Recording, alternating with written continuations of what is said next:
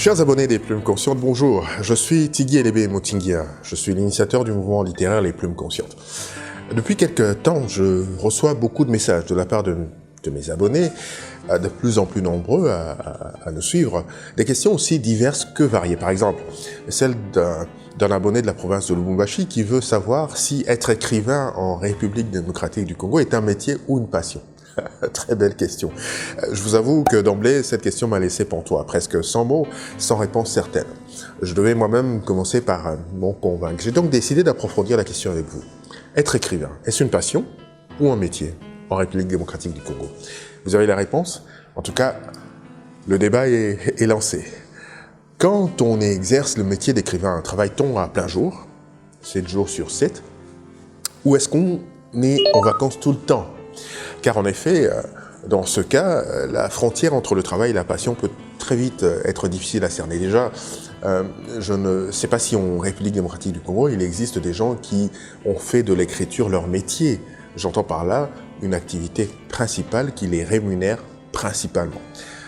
Sincèrement, je ne saurais pas répondre à cette question, mais ce serait un pur bonheur si la RDC pouvait favoriser le métier d'écrivain, qui somme toute a des bons côtés, et quelques autres moins bons côtés, on va dire. Parmi les bons côtés, il y a évidemment l'écriture. C'est pour ça qu'on fait, ou qu'on devrait faire ce métier, le plaisir d'inventer des histoires, de créer des personnages, de jouer avec les mots. Rien que ça vaut le métier. Il y a ensuite l'illustration. Les auteurs jeunesse, par exemple, contrairement aux auteurs adultes, ont la chance de voir leurs textes illustrés. Ça, c'est un pur bonheur, de voir quelque chose qu'on a écrit être illustré par la suite. Et puis, il y a la publication. Le fait que son livre soit disponible en librairie et que tout le monde, en théorie bien sûr, puisse le lire, c'est un bonheur. Quand on a déjà publié un texte, on a du mal à envisager que les suivants ne soient pas publiés. On y prend très vite goût. Pour finir, il y a tous les à côté, les rencontres, dans les classes, dans les ateliers d'écriture, les salons du livre, les prix littéraires qui réservent souvent à l'auteur de belles surprises et de très belles rencontres. Malheureusement, tout ne se passe pas exactement comme on le souhaiterait. Parmi les mauvais côtés de ce métier d'écrivain, il y a la fameuse panne d'inspiration. Ne pas ou ne plus arriver à avancer dans son texte. Quand cela vous arrive, pensez à un autre projet, à changer d'univers. Quand vous reprendrez le texte, l'envie d'écrire reviendra et les idées surgiront comme par magie.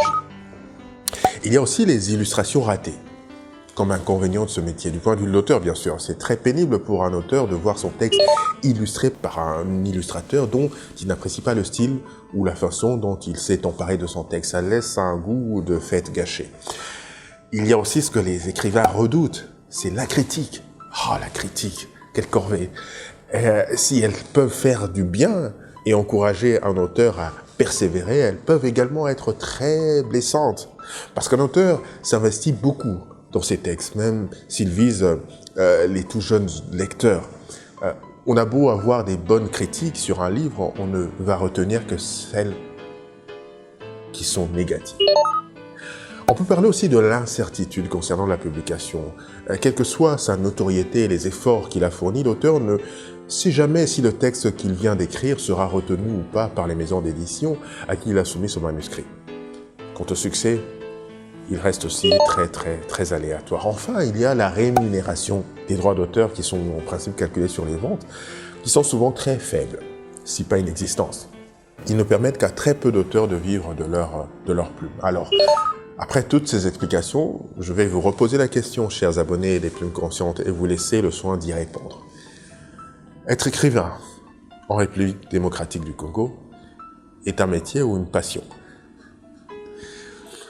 Mon sourire en dit long, le vôtre aussi, et l'expression de votre visage davantage. Allez, rendez-vous au prochain numéro des Plumes Conscientes. Partagez la vidéo au maximum à vos contacts et invitez vos amis à vous abonner à notre chaîne Les Plumes Conscientes. Nous sommes également sur Instagram, Twitter, sur le même nom, Les Plumes Conscientes. Lisez. Lisez encore, lisez toujours. La lecture est un régal pour l'âme et un délice pour l'esprit et elle participe à notre accomplissement en tant qu'individu et bien sûr en tant que société. Au revoir.